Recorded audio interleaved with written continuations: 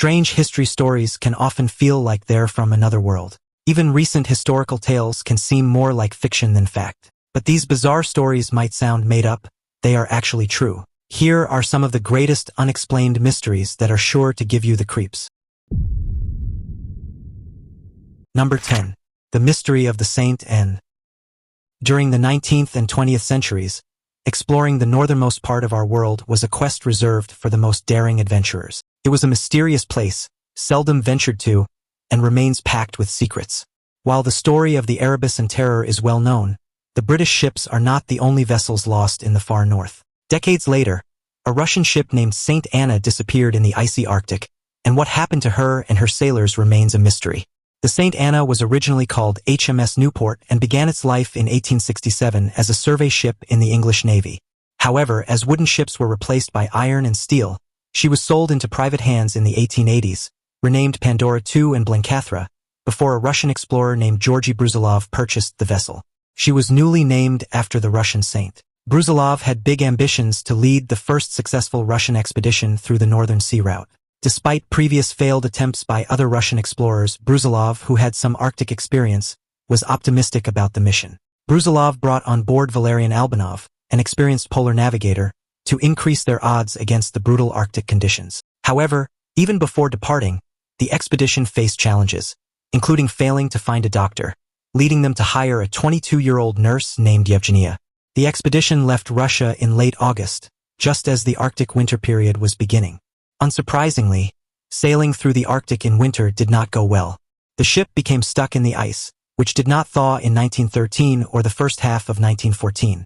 After months trapped in the ice with little fuel to keep warm, there was a peaceful mutiny. Albanov and a small group of sailors left St. Anna with makeshift kayaks. It was a long trek, and even with the ship's protection, most of the sailors did not survive the journey to Franz Josef Land. After 3 brutal months of walking and dragging their kayaks, Albanov and a young sailor named Alexander Conrad reached a base. A few days later, another ship rescued the 2 sailors. Of the 24 sailors who set sail from Alexandrov in 1912, only 2 survived. In 2010, the remains of one of the men who joined Albanov were discovered, along with artifacts like a diary and sunglasses made from bottle bottoms. Despite multiple searches close to the time St. Anna went missing and in modern times, the ship has never been discovered. Rumors suggest other sailors may have left the ship later or that the captain and nurse ran away to start new lives in Europe, but no proof of other survivors has been found. What exactly happened to them and St. Anna remains an unanswered historical mystery. Number 9. Mystery of Dolly the sheep. One of the strangest experiments in history was one that was never supposed to happen. Dolly the sheep is by far the most famous sheep ever, but the weird history behind her creation is much less known. In the mid-1990s, the Roslin Institute in Scotland was experimenting with cloning livestock. Sheep were used because they were relatively less expensive and had shorter periods between birth than cows. By 1996, the only cloning done used the cells of embryos. An egg cell was taken from an adult and stripped of chromosomes, essentially making it a shell. Scientists then implanted a complete embryo cell, which had both male and female chromosomes combined, into the egg. Attempts to clone an animal using the cells of an adult animal had been unsuccessful. Experiments using frogs resulted in tadpoles, but nothing further. The scientists at the Roslin Institute had already created 2 lambs using cloned embryo cells and were preparing for another attempt. On February 8, 1996, they had all the empty egg cells ready but discovered their last embryo cells had been contaminated. Rather than waste the egg cells, they got creative. Another scientist was working with the memory cells of a 6-year-old sheep. Despite these being adult cells, the scientists decided to use them in the cloning project just to see what would happen. The belief was that it was impossible for developed cells from one part of the body to form all the cells needed for a viable animal. To everyone's amazement, the experiment proved this wrong.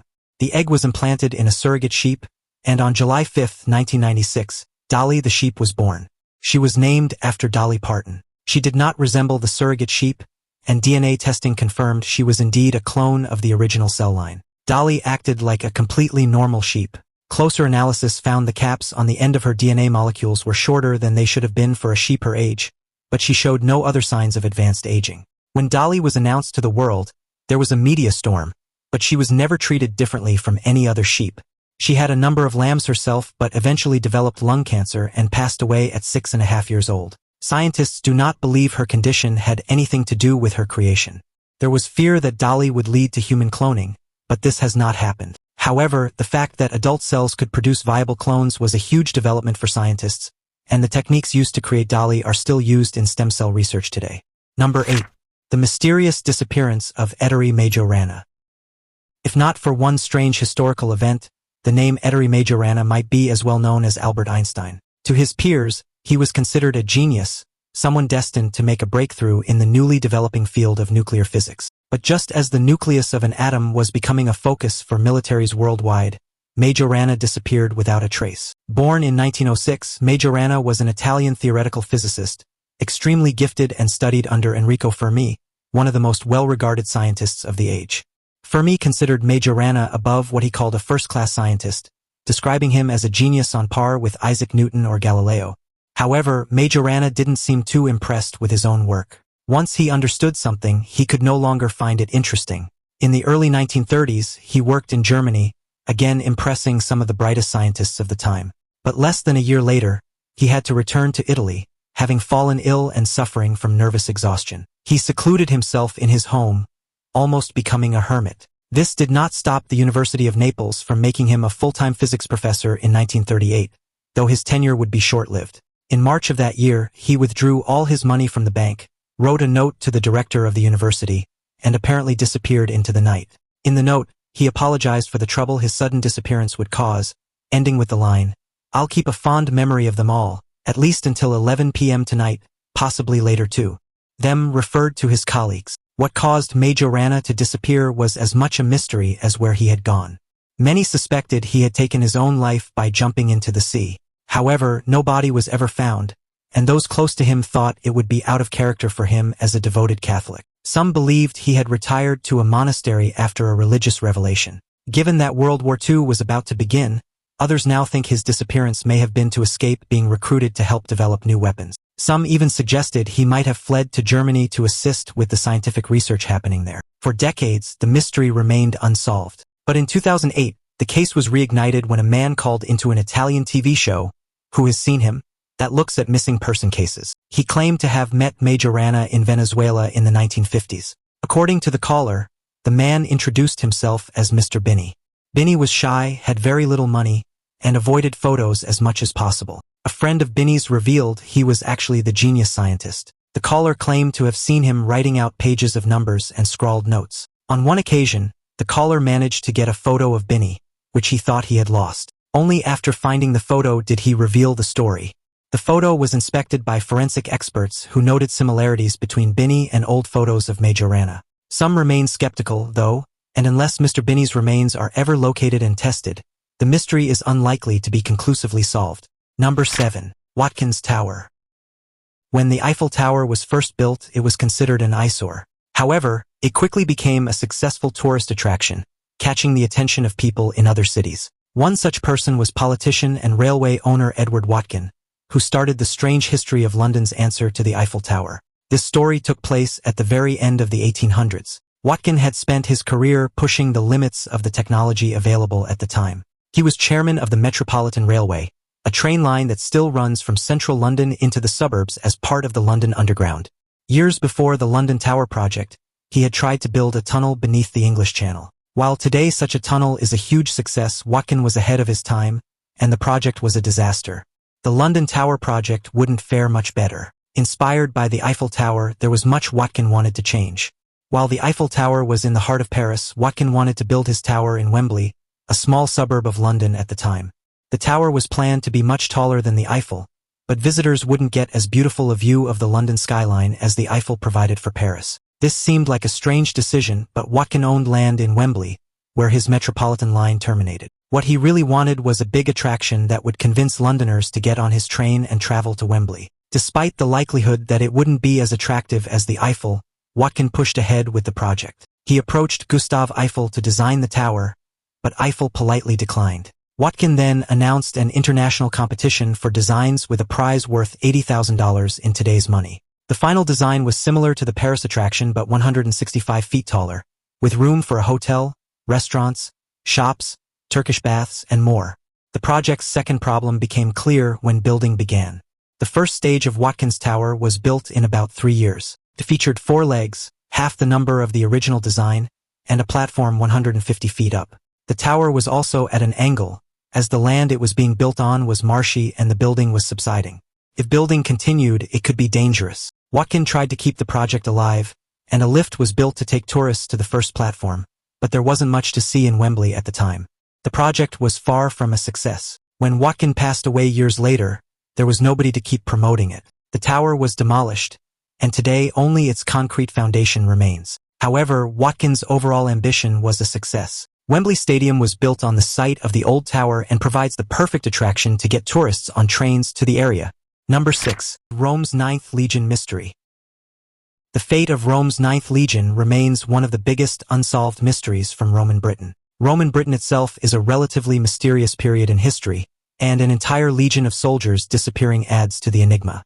The Ninth Legion, composed of highly trained Roman soldiers, gained their experience fighting for the empire on the continent before being stationed in Britain in 43 AD.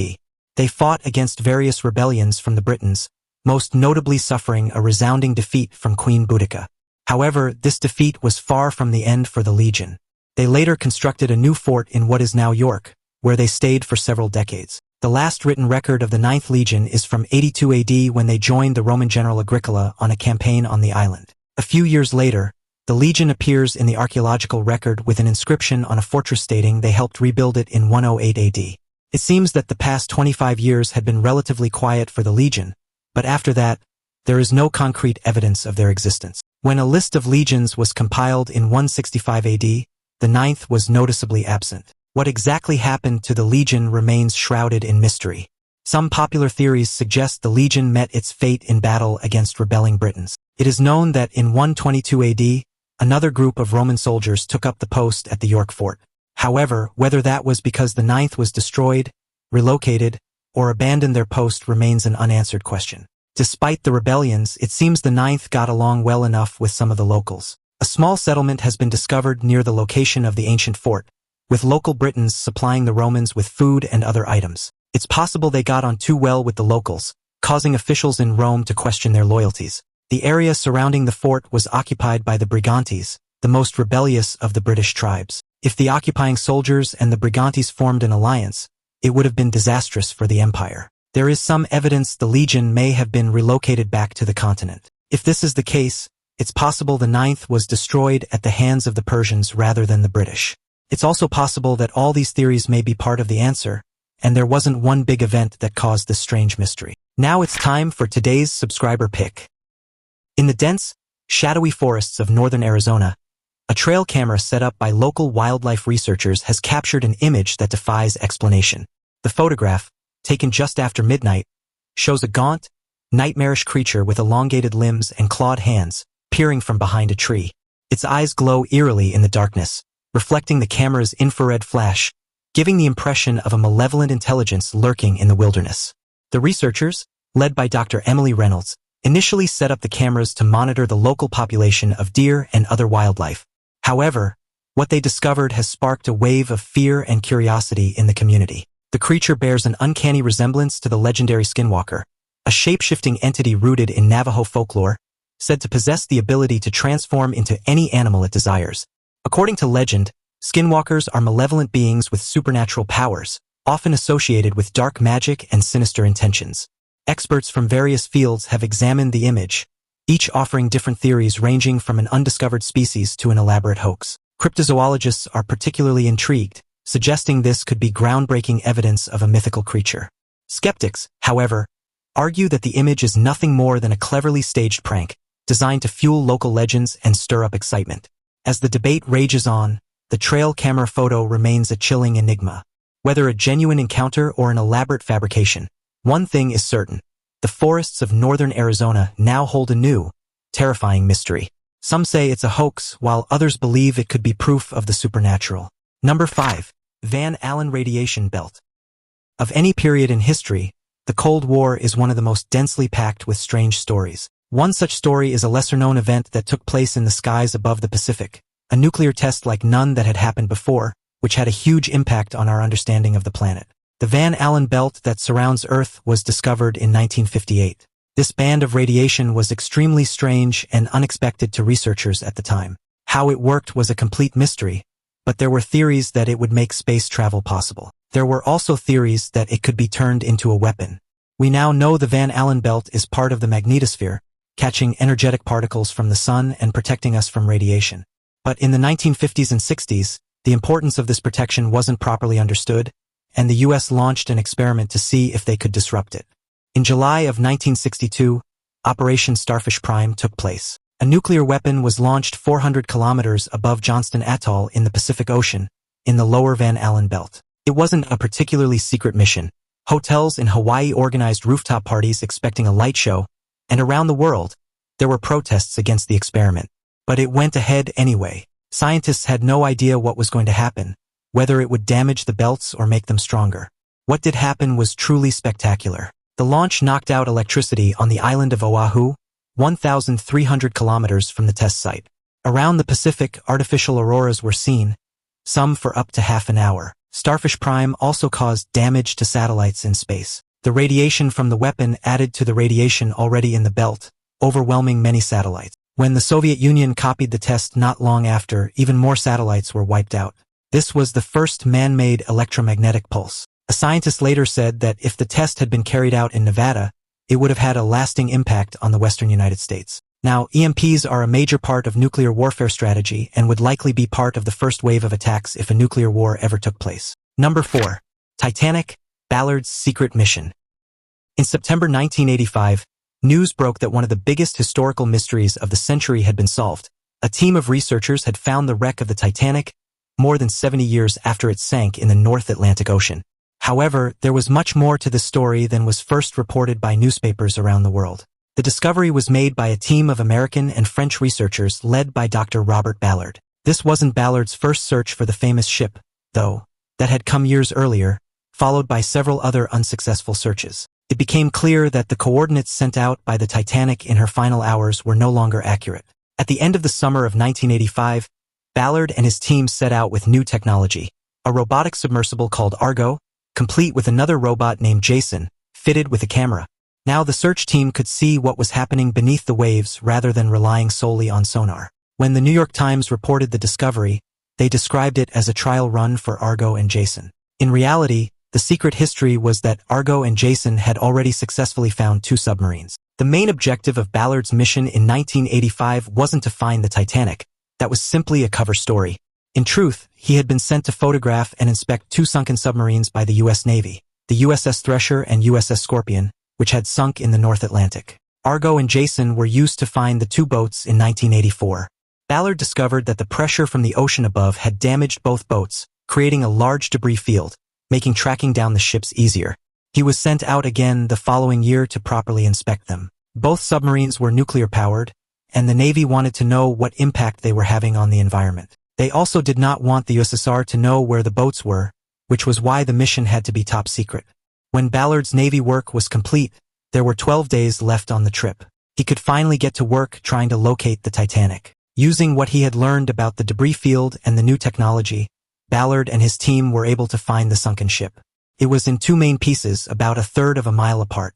The bow was recognizable, as were some parts of the larger bits of debris, and the team confirmed that this was the long-lost Titanic. The exact location of the ship wasn't revealed right away, and it would be years before the true history of the secret mission was ever revealed. Number 3. André's Arctic Balloon Expedition. One of the strangest historical stories from the age of Arctic exploration is that of the S.A. André expedition. It's a story not as well known as the likes of the Franklin expedition, but one with just as much mystery surrounding its end. S.A. André was a Swedish engineer with a passion for ballooning. He saw it as an untapped potential for travel. On a trip to the U.S., he wrote about how the trade winds could make a transatlantic hot air balloon flight a realistic possibility, but he had something even bigger in mind. In the 1890s, the North Pole was still one of the uncharted parts of the world. Many explorers had attempted to reach the top of the world. Ships were the most common method, though some tried to go entirely over land on sleds. Neither attempt had worked so far, and André believed ballooning was the answer. With support from the King of Sweden and other wealthy backers, he prepared an expedition to fly from the Arctic Circle, some 650 miles south of the pole. André believed it would take 6 days to cross over the Arctic and land somewhere in either eastern Russia or Alaska. A balloon made from layers of varnished silk was specially made for the expedition. It would carry multiple sleds, provisions for 4 months, weapons for hunting, and scientific equipment. Andre took with him 2 other men. At first, Nils Ekholm had signed up to join him, but when the first attempt to launch the balloon didn't work, he backed out. Ekholm had lost faith in the expedition's success. He was replaced by civil engineer Knut Frankel. The third man on the expedition was Nils Strindberg. The expedition began on July 11, 1897. Immediately, they ran into problems. As the balloon left the ground, it hit something and began to descend. 9 bags of sand had to be thrown overboard. The balloon eventually made it past the horizon, but it was far from smooth sailing. For 2 days, the balloon sailed just above the ice, making contact with the surface every few minutes. Even so, the men were in good spirits. After 2 days, they had made it about halfway to the North Pole, but they had drifted a considerable distance east. On July 14th, they were completely grounded. Realizing they wouldn't reach the pole, they put their supplies into sleds and tried to make their way east to a supply depot. However, the ice they were walking on traveled west faster than they could walk. When they switched course to an island in the east, the ice worked against them. In the end, they made it to White Island, where they figured they would spend the winter. Throughout the journey, Andre remained upbeat in his diary entries, even when one of his companions suffered a wound to the foot that slowed their progress. He remained optimistic they would make it home.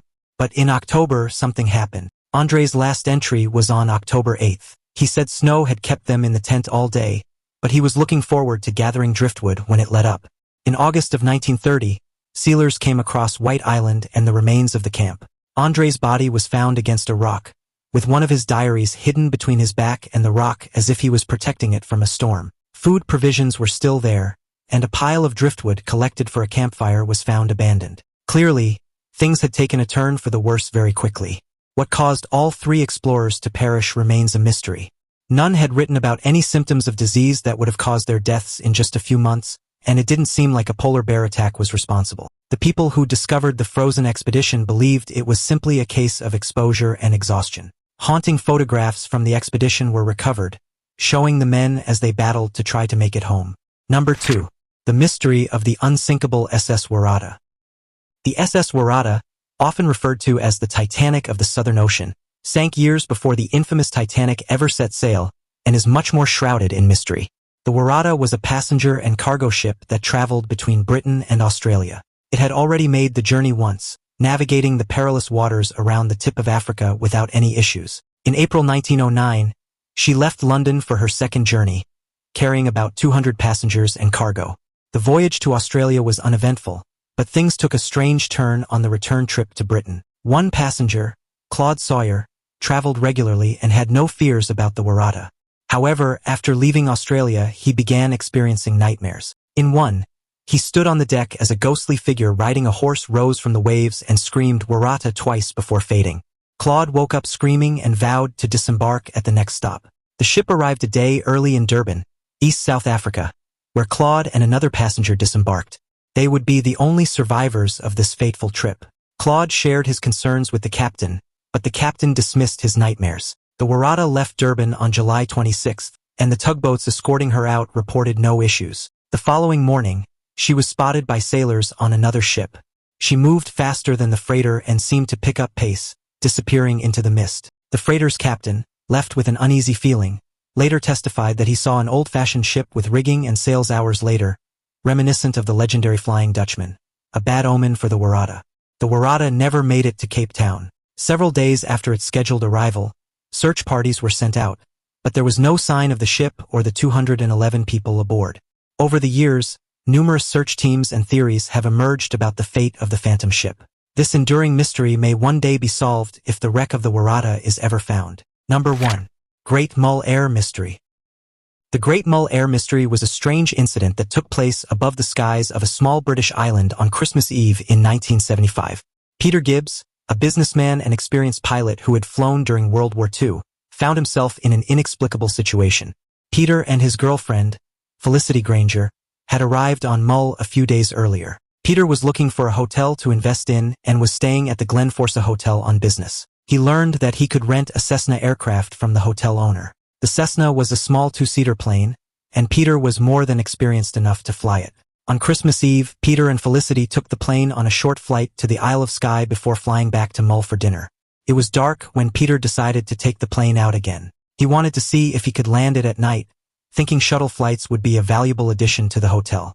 The small airstrip had no landing lights, and flying at night wasn't allowed, but Peter was confident in his abilities. He and Felicity went to the airstrip, and Felicity placed 2 powerful torches down for landing lights. The takeoff took longer than usual but went off without a problem. Felicity watched Peter disappear into the night and waited for half an hour, but Peter never returned. Local police searched for hours that night but had to abandon the search due to the weather. The following day, the RAF and Naval Air Service joined the search for Peter and the plane. There was no sign of either, and hundreds of volunteers searched the island. When nothing was found, it was assumed that he must have crashed into the water. It was sad but not too mysterious. Then, for months later, things took a turn for the strange. A shepherd discovered Peter's body on a hillside used daily by shepherds and locals. He was in plain sight, and it would have been impossible for him to be missed for 4 months. His remains were in remarkably good condition, with no wounds or evidence of a crash. There was also no sign of the plane. Investigators guessed that he must have crashed into the water and swam ashore. The journey to where he was found would have taken him up a sheer cliff face and across the road back to the hotel. It seemed like an unlikely explanation, but the only other explanations involved conspiracies about another person being in the plane or Peter trying to escape alleged business debts. The plane itself has never been found. Years later, a pair of brothers supposedly discovered a badly damaged aircraft in the sea not far from the island, adding another layer to the mystery.